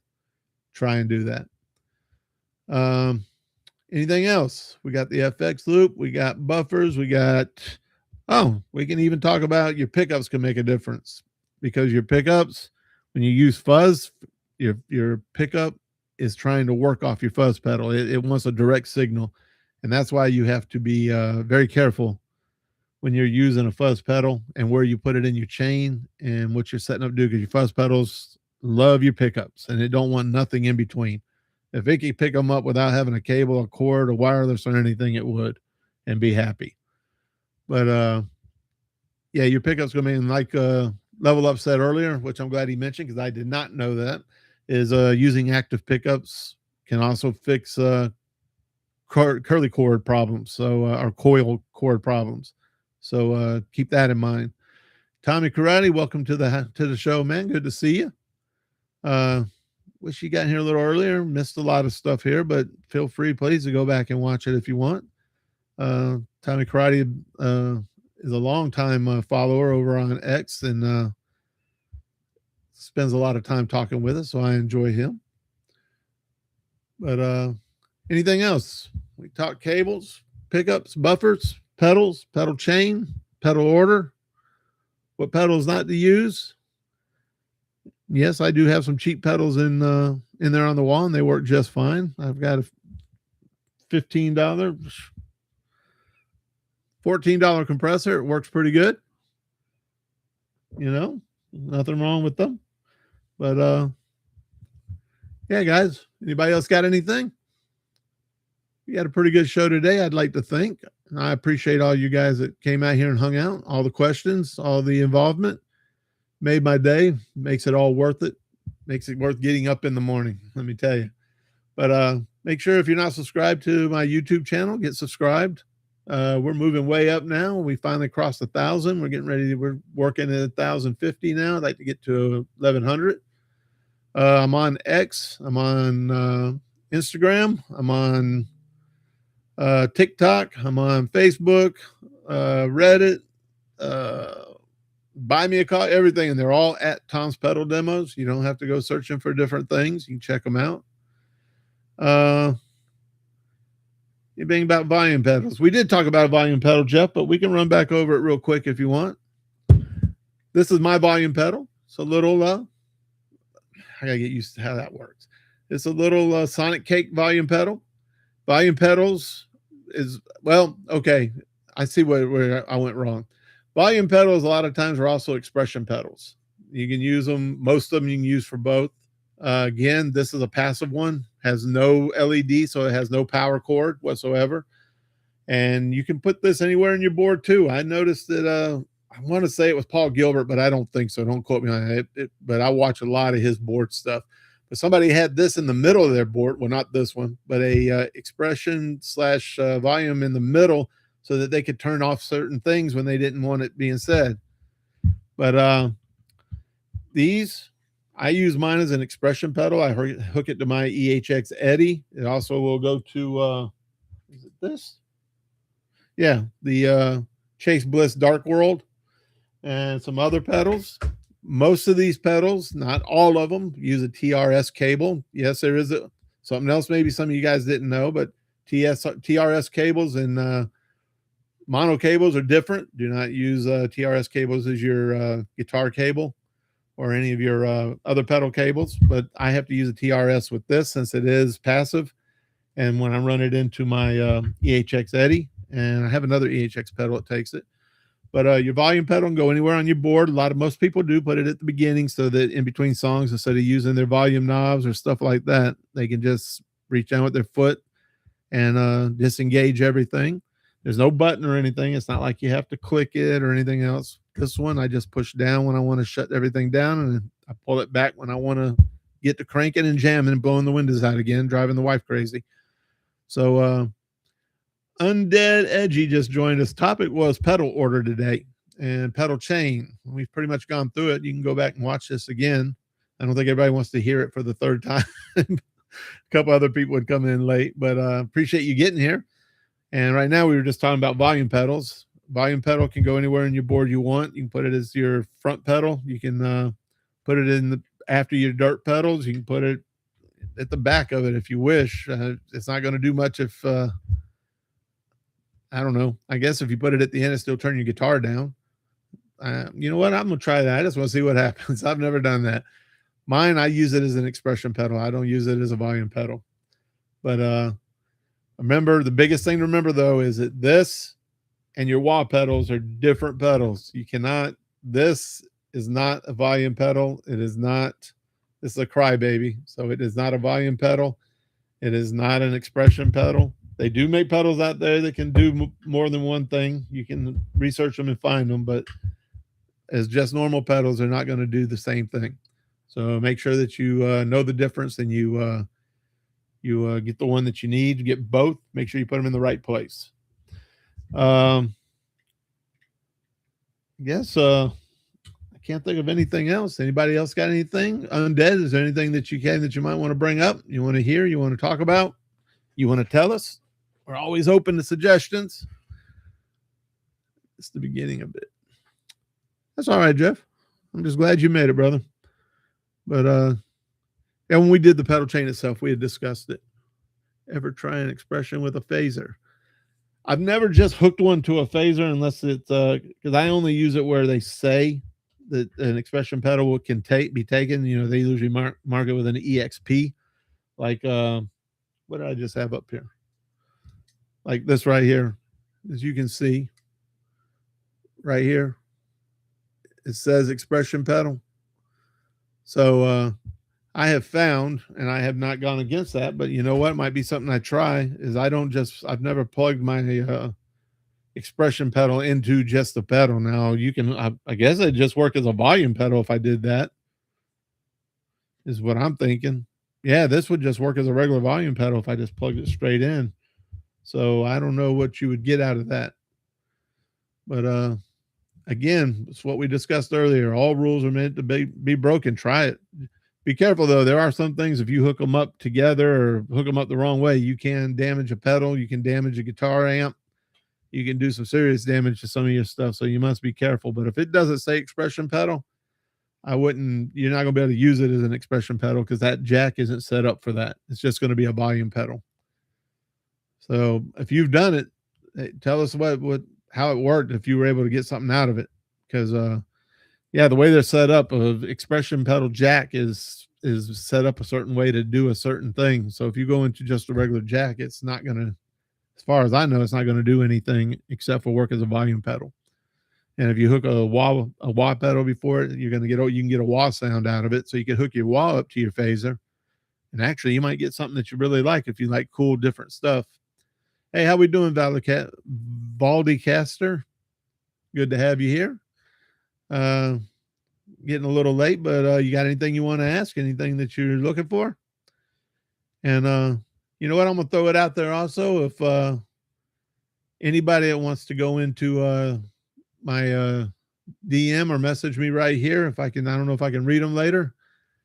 And then, or I tell you what, if you go over and email me at tomspedaldemos@gmail.com and give me your mailing info, I'll send everybody that was here a set of Tom Pedal demo stickers, because I appreciate you guys coming and hanging out with me. But yeah, use the email. That way it stays private and I know I can find it and get back to you. You see this later. Yes, you can, sir. And I do appreciate you coming in, though. Ever try utilizing every effect at the same time? you know, I was playing around one day and I have about 270 pedals, 275 different pedals. I didn't hook them all up. I did try to hook up about 25 one time to see what would happen. It wasn't pretty. But now my biggest board has 12 pedals on it, and I have ran all, well, 11 because one was a tuner, and it wasn't bad. But I had it partially through the FX loop and partially through the front of head, so they weren't all hitting each other at the same time. But yeah, I've tried it. Maybe someday I'll try the Josh thing and take all my pedals down, get a room somewhere big enough, set them all up, and see what we got. But hey, who hasn't liked this? You're right, Valdecaster. I just noticed that. If you're on here, please hit that like button. Make sure you subscribe. Get on here. Go leave a comment when it's over with, if you don't mind. It all helps me, and I appreciate the help. Yeah, Ozzy, you forgot. You never forget me, man. What happened? You must be eating or something for you to forget. To the amp and a wah. You got a small board, but that's a good setup right there. Tube screamer and a wah pedal. Do you run your wah before or after? Say, I knew you were eating. You know what? You're not the first person, Valdecaster, to talk about wah pedals. I have two. I could do a show on them. I need to be able to set up my next big thing I'm trying to figure out how to do, because I got to have room, and I don't have a computer in there though, but it's to be able to do some of this stuff on the guitar live while we talk. My office is in one room where I do all my work and photography and everything, and the other room is all guitars, pedals, and amps. So it's hard. I need to get a laptop or something, because you have to. But I can do a walk thing where we just sit and I get some info about some different walls. I have the Crybaby and I have the Hellbabe. So the Hellbabe, I think, is a Behringer wah pedal, but it also has some other stuff on it. I also have a built-in wah on my ME50 multi-board. So we can even probably break it out and discuss them, talk about all the things they can do. It's a good suggestion. I appreciate it. I said we did distortion and overdrive last week. I was actually going to do delay this week, but I've had dozens of people over the past 6 months ask me about pedal chain order across all my platforms. So I thought this would be a good time and a good place. Auto wah. You know, I just got an auto wah about 2 months ago, and very strange, but I do like it. It allows me to do things that I'm not good with a wah. Some people say you just keep the beat with your foot while you're playing. Some people say that you try and match things like when you're using a talk box. So I like the auto wah. My Boss auto wah is really good. It's for the bass though, but I have fun with it on both. And don't forget that, guys. You can use guitar pedals on bass pedals on guitar. Your distortion and overdrive guitar pedals aren't going to be as good on bass though, because you are going to lose some of the high end off of them. But you can mix and match. And I use the auto wah on my guitar and my bass rig sometimes when I'm playing around. Want to see what they do? I like to put my auto wah with my octave divider and just see what I can do. See what kind of noise I can make. Drive the family crazy. But I would suggest if you're not good with a wah pedal and you want an auto wah, it's just that where you put that in your chain is going to make a huge difference. You use your wah pedal at the beginning of your chain most of the time. I don't know if I'd want my auto wah at the very beginning. I guess it would work the same way. But yeah, auto wah pedal, I'm all with it. Like I said, I finally found one in a marketplace that was affordable, a Boss one for like $30. Guy just needed to get rid of it. I ran down and grabbed it. I didn't even wait till the next day. I told him I'll be there in 10 minutes. So I want to make sure I got my hands on it, and I've had fun with it. Even my wife enjoys it when I play it on the bass. She likes that sound, because there's a lot of stuff she don't like. But yeah, if you've got an auto wah and want to try one, try it. If you're not real good with a wah pedal, I definitely suggest an auto wah. The Boss one is a very good one. It has a lot of different setups. Same thing with the Sith, the bass and guitar Sith pedals. I've got the Tone Lock Ibanez bass synth. A lot of fun. Matter of fact, I should hook that up to the auto wah and just see what I can do. But yeah, if you can get your hands on a good affordable Ottawa and you don't want a regular wah pedal, yeah, I would give it a shot. I think you'll like it. Jeff, it was me. It was you that did what? I'm trying to go back, man. You guys write sometimes faster than I can keep up. See, understand wah are all the same basic PCB with different mods. Is that true in your opinion? You know, I would say yes, just because. I mean, what's the difference in your wah pedals? Just how fast you can move them, the build in them. Some use plastic, some don't. Because that's the other problem with wah pedals is a lot of them still. Let me look at something. Yeah, a lot of them are still using. Oh no, this one's no plastic. Even my Dunlap Crybaby has got the plastic roller on the inside or the teeth. So yeah, I don't see how they can make them much different. Put a little mod on it, maybe make it more chorusy, maybe a little more flangey. But stuff like the Hellbabe already has a dial on it that'll do that. You can change them to do different things. And same with the ME50. My wah pedal on the ME50 can actually be changed to an octave up, an octave down, a volume pedal, a couple other things. It's got like 6 setups or something. So you know, yeah, I agree completely with that. I believe that most wah pedals are basically the same pedal. I mean, I could be completely wrong, but how much how much can you do to, just like a volume pedal? How much are you going to do to make a volume pedal different? Jeff, talk to you later, brother. Maybe I'll talk to you tonight, probably. So yeah, level up. If you got an opinion on the PCB board, because I know you build your own boards, if anything would be different on all the different wah pedals, man, throw that out there real quick, because I'm sure that would be helpful to everybody else. Like I said, I've got 3 wah pedals, and they're all basically the same, except for some of them have switches on them that allow me to change what they can do, which then that would change the PCB board. But let's see. Morley makes a great wah pedal. Volume, great for swells with delays.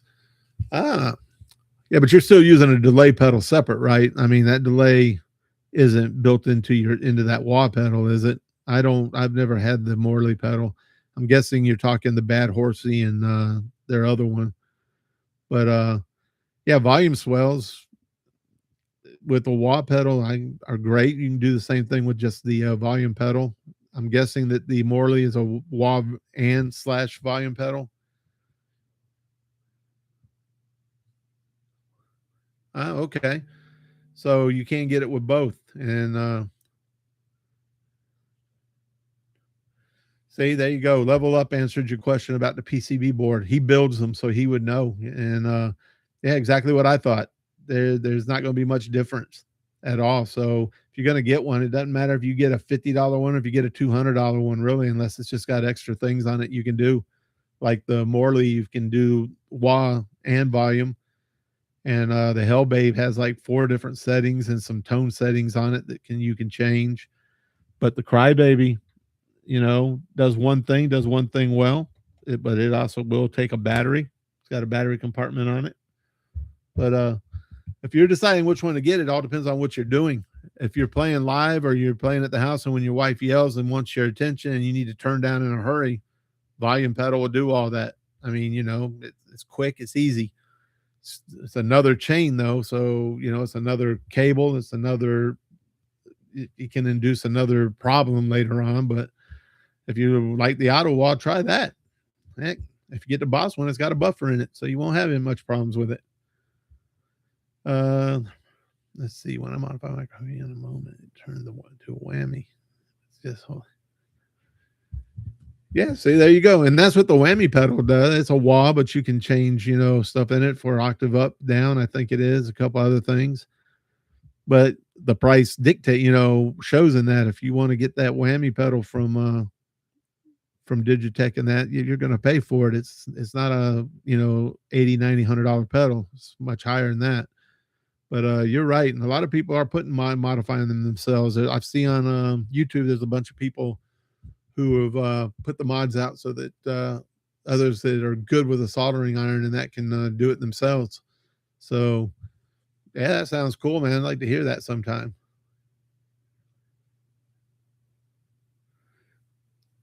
Yeah, see, that's what I was thinking.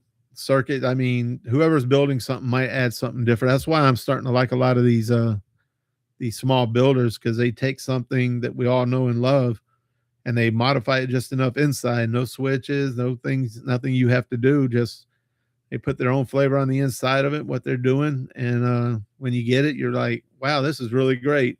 Like I said, the Gojira Limited Bender 808 is a tube screamer, but he did some modifications on it and it's fantastic. I love that thing more than my Ibanez tube screamer. And the Demon FX tube screamer. I mean, I need to do a shootout between that Gojira and this tube screamer one day for everybody to hear, because it's fabulous. I see a lot of people building their own rats, and even like Mosky built the King Rat and the Super Rat and added their flavor to it. And I really like that King Rat. It's got a lot of different stuff on it, kind of like the JHS. Was it the Rat Pack? Is that what he calls it? You know, it's got a lot of different settings. So yeah, all those pedals, if you know how to mod or want to try a mod or can find one and you're good with it, hey, make it a little bit different. Just remember, once you change it, it may change where you need to put it in your pedal order, because this all goes back to pedal order. Everything you do, every sound, every noise, every cable, every pickup, every guitar, every amp, it all dictates the order of your pedals, not what I say or somebody else tells you should do or need to do or you're not doing. None of that matters when it comes to your rig. So anything you add to it, like a wah pedal, I would try it at the beginning of your setup. You know, you can put it before or after your tuner, whichever you like better. And I would try it there first. If you get the auto wah, I'd move that baby around, see what it does. But I'd put it right in front of or right behind the flanger, just see what happens. That might get noisy as heck, but it might give you something a little bit different, something you like. But yeah, anything else?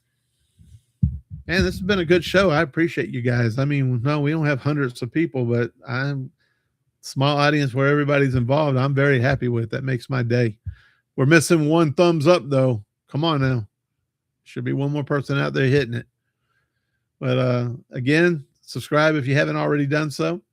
I got another site in works with some friends that where it's not affordable or budget pedals though, but some of them will be affordable for boutique pedals. I trying to separate the two, but you'll see some things on that popping up. Make sure you come follow us over there. That's called Tone Nomads. It has all of its own platforms and its own YouTube, and it's all at Tone Nomads. So join us over there. Be some stuff over there you'll like. Some interviews coming up with some pedal builders and that. 22nd. So check us out. Chorus with wah. See, now there you go. Now you're talking. You put your wah before your chorus though, and you know, crank that chorus up and hit that wah. Now there was a chorus pedal I saw that had an expression pedal hook into it. I can't remember who built it. Oh, that's my Eddie. My EHX Eddie is a chorus vibe or chorus tremolo. Or is it a vibe? Rotary vibe. It's one or the other, but it has a hookup for an expression pedal, and you get that chorus going and then get on that expression pedal, and yeah, you're going places, baby. That thing will blow your mind. So I don't know about a regular chorus of the wah, but I'm sure to do the same thing. So yeah, again, there are no rules when it comes to putting your pedals together, man. Try it. Some of these ideas you guys are throwing up, I'm gonna be trying over the next week or two. And I might just revisit this real quick at the end of the next show in 2 weeks or the beginning. But yeah, some pedals are built for wah, man. And course, I don't see why not. If they can put it in the Eddie and an expression pedal, I don't know why you can't try a wah on it and see what happens. I suggest to investigate Ruby Amp to the chat, people, if you want to make your own training amp. It's small, but sounds great on a desktop. And Level X just seconded that for you. He says it's an awesome circuit. I'm telling you what, if something can be built or somebody tried to build it, he knows about it. He knows he knows his circuits and everything in his board. So yeah, I don't know anything about amps. I don't know anything about any of that. I have a little micro crush for my bench, but check it out. Man, there's pedals out there that you can buy and put them together yourself. Some that are solderless, some that you got to be able to solder, and they're all fun. The high watt mod. Ah, there you go. Hadn't seen that yet. Haven't done that. Which contest was that, Softwest? I had like 4 of them going at once. We got one coming up, but that one's for Tone Nomads. But I was putting it out over here to get to help drive people over there. So which one are you talking about? The Level Up one. Oh, there you go. At Level Up FX. Okay. Yeah, let me know which contest you're talking about, Softwest. We got 1,000 subscribers, so I gave away the pedal board, the boutique pedal board, and the guy's enjoying it. And I hated to see that Plague Bearer go, and that Cat's Ass Fuzz, both, all the pedals on that. But I did get my own California Swirl before I gave that one away. But yeah, that one's done, and the Ivy Pedals one's done. The TPT one deluxe game machine, we gave that away. But if you join us over on the 26th of August at 7 p.m. Eastern on Tone Nomads Live, we are giving away the Plague Bearer, the limited edition white Plague Bearer. It looks fantastic. The regular one, when we open the store that night, that is also the grand opening of the Tone Nomads web store for boutique builders. They will all be black, but we will be giving away, and that's Level Up. He's on here. If you got a question about that, you can ask him about that. But it'll be the Level Effects Plague Bearer limited edition white, and it's something. I just gave away one of them on that board, and I loved playing that thing. It's nasty. So yeah, that's the last one we got. We're also going to be giving away the prototype Cat's Ass Fuzz sometime, whether either at that or the next live show we do on Tone Nomads. We'll be giving away. I'm guessing that's what he decided on. He didn't know what to do with it, and Level Up told him to give it away.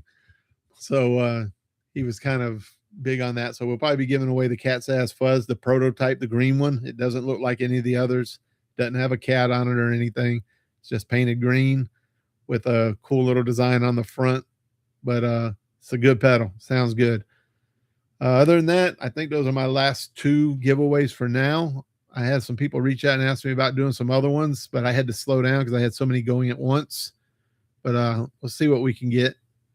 See, thoughts on which brand has the best pedal board? At D'Addario Expando board, that's a good board. Holy boards, great boards with a lot of places to pull your cables through. Gator has a pretty good board. Now that D'Addario board, the thing about it that I will say is but you got the Expand one, so it's a little bit different. It's a really nice board, but I have a Donner board with a built-in Donner power supply, and I actually have all my Boss setup on that board, and it sounds fantastic. It says isolated. It seems to be. It's nice. It's a good little board. I have a Gator board, but it's one of the flat ones. It has no holes in it. You put everything through the front. It's not a bad board. It has the Gator power supply built to the bottom. I have some of the big SKB boards. One that has the transformer on it for the big plugs and the power supply for 10 pedals. It's bulky, it's heavy, but I got it. The Behringer one, 4 Behringer pedals, just like the Boss one somebody just mentioned. The problem with the Behringer board, though, just so you know, is it does not have an FX in and out. Don't ask me why. I don't understand. The Boss ones do. You can hook up to the Boss and run to your dirty pedals, and then you can run your right there straight into the FX loop on the Boss boards. They're fantastic. The only Boss board I have is the small one. It's the little bitty one, holds 3 pedals, no power supply, no nothing. It's a plastic case. You open the top, you plug everything in from the outside.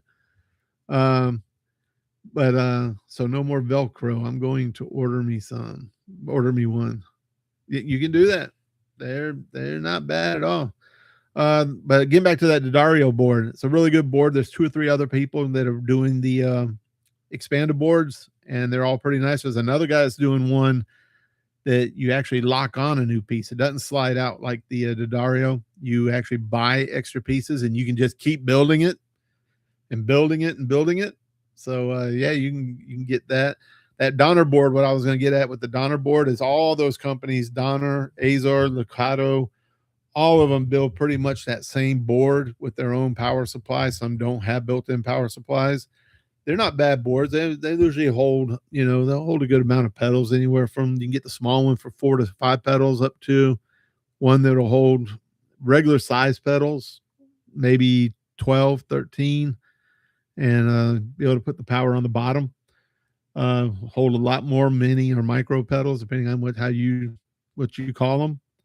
But if you're gonna get pedals like this, I love this new Behringer. I ain't gonna lie, but you get something like this, you're gonna need a big board or a separate board to put those on, because they take up a lot of real estate. I got that in the Chorus Symphony, and between the two, they take up an entire small board. Trying to think, the board we gave away was a really nice bigger board. I can't remember the name of it though. I got it from Sweetwater. It was a really good board, really durable. One thing you do want to look at, the bigger the board you get, make sure that the metal they're using is good metal, or it has a support across the bottom. Because I don't care what anybody says, if you're using stomp boxes as stomp boxes and you keep stomping the middle of that and you got a 36-inch long board, as far as I'm concerned, the center is going to start to sag at some time in its lifetime. Maybe not now, maybe not next year, but sometime. So just keep that in mind. Get the best built board you can get for the size you're getting. If you're getting small boards, I would go with any of the smaller brands. They're just as good for the most part. You do want to check, how do your pedals take cables? Are they going from the top? Are they going from the sides? Where are the holes in the openings located on the board? Are you going to be able to get everything to them? Can you hide your power cables underneath? Can you run them up to where nobody sees them? Are you going to have to run straight power cables, or can you run the 90s? All these things you got to think about when you're looking at a board, just like when you look at pedals. Modelers. You just brought up a sore subject with me.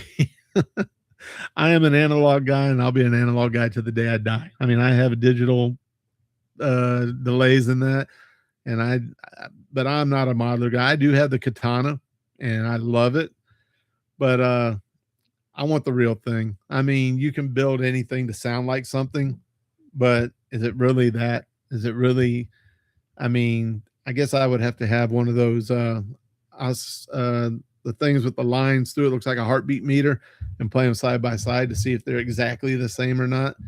I would rather have, even with my Katana, I use my Boss board instead of the built. Now upstairs in the living room, sitting with the wife, my practice, I have the Gen 3 100-watt head on the 2.5 watt, sits behind my chair, and I use the little pedal thing it came with it and have some programs in it, and I use that. But if I was to take that head, put it on my Soldano, and take it out on stage, I would take my Boss board, because that's just what I like.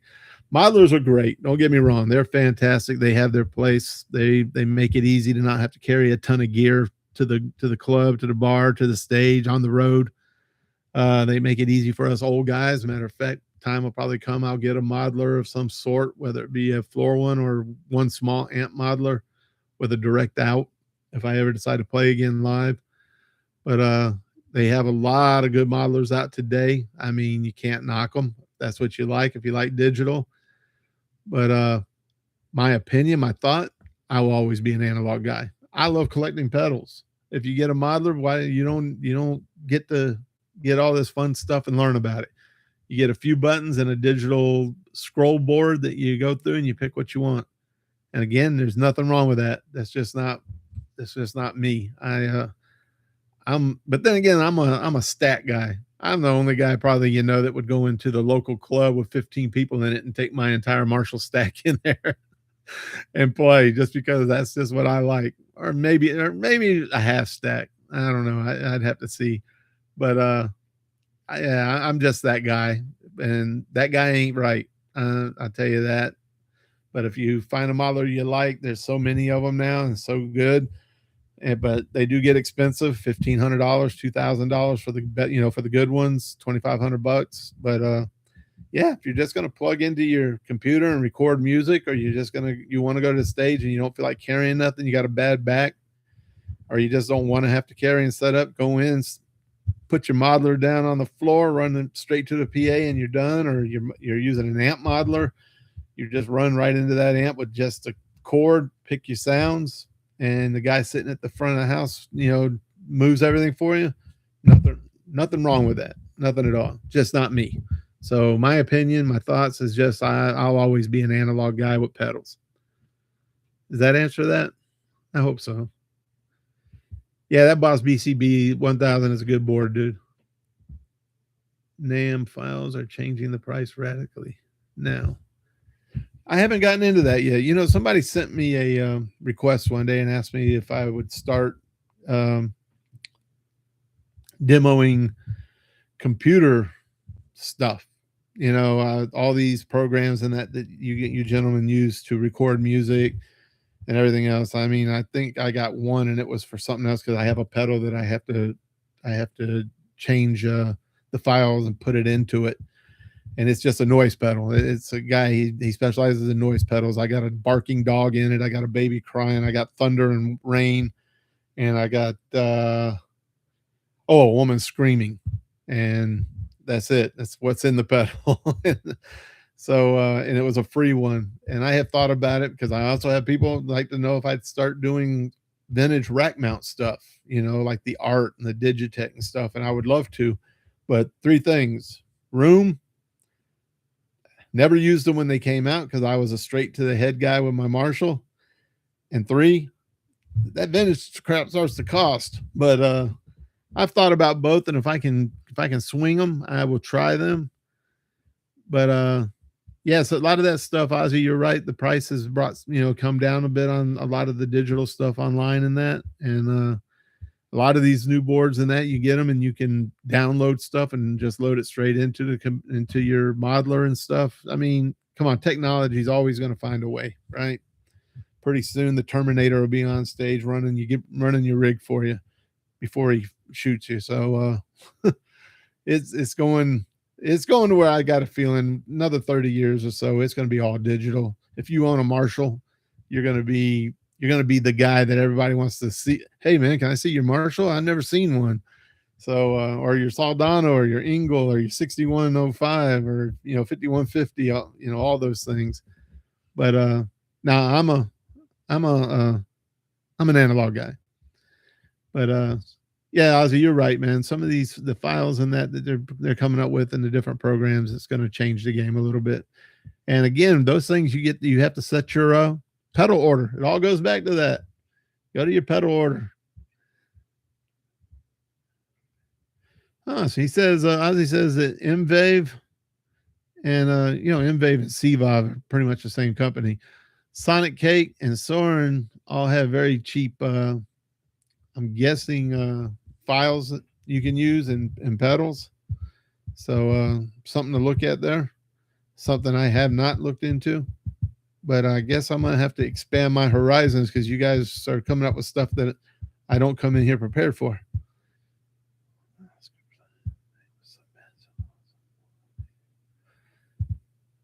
Slash is pretty big on the wall too. Oh, the multi-pedals. Okay. Yeah, like I said, this one, even though mine is an Azor, that's another thing you can look at. This pedal, the exact same pedal is made by MVAVE, made by Sonic Cake, and made by 2 other companies. I just happened to see Azor had this thing on sale for like $22, $23, so I grabbed it. But because this Illusion Run is about $45, you're right, they're under $50. It's like this one was like $47.50 or something through Sonic Cake. But they're the exact same pedal, just different names on them. But yeah, those things they're different. And I am going to start doing more multi FX boards. I'm going to try and get my hands on a few different ones so we can do a show on that one day.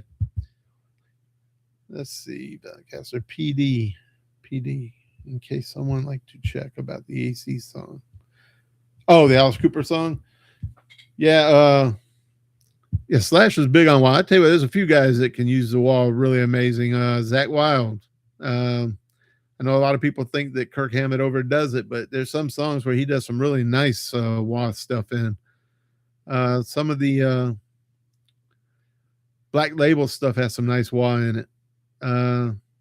Slash loves the wah pedal. A lot of those guys went to the wah. I don't know if it was just to get a different sound, because a lot of people say that you use the wah to hide your ability. I can't agree with that because all those guys are fantastic, whether they're using their wah or not. I remember when Kirk didn't use one. He was It's funny, everybody dogs on him now because he's old and their music has changed a little, but he's still the guy that did the leads on Masters of Puppets, did the leads on Ride the Lightning, and the leads on Kill 'Em All. You know, he still did all that. He just progressed as he got older and changed his style a little. Same with Zach. Zach used a little wah back on No Rest for the Wicked and that, but he got into it heavy as he got older. So I don't know. Maybe it is to hide something. Who knows? But there's some really nice stuff with wah. If I remember right, Dimebag did some pretty cool wah stuff once in a while. He wasn't heavy on the wah though, like some of the others, but he did some cool stuff. His was the chirp harmonics, which was pretty cool, or whatever you want, pinch harmonics, whatever you want to call them. All right, guys. Anything else? Wow, we hit 2 hours.